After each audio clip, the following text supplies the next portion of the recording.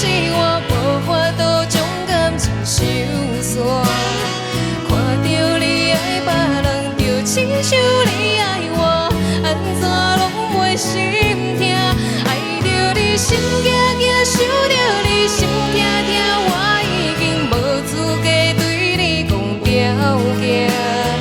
当别人对待你，就亲像你对我，爱着才知影痛。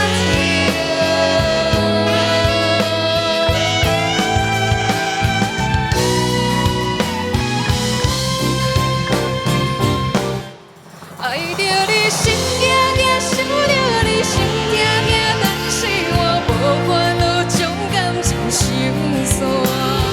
看着你爱别人，就亲像你爱我，安怎拢袂心痛？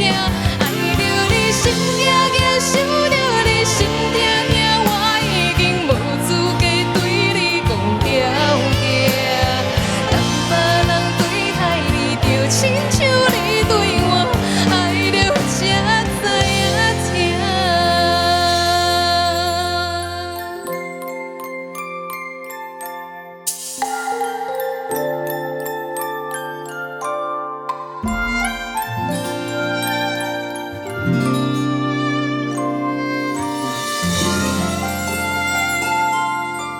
好，青荣，老师好。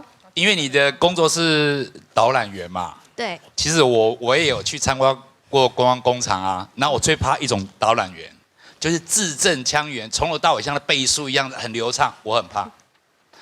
但是你刚才在导览的时候，我就觉得好像我们可以交谈的。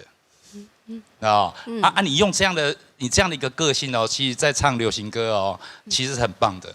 因为唱流行歌最怕降气，尤其你是第一次上这个舞台，对，我相信你就想想你的前半段，这首歌的前半段哦，都是来克服你的紧张的，所以你前半段紧张都没有关系，因为这是你第一次来，这是第一次很重要的感觉，但是你后面那一段哦，我觉得我甚至有一度觉得哦，你是在针对我唱歌哦，有没有？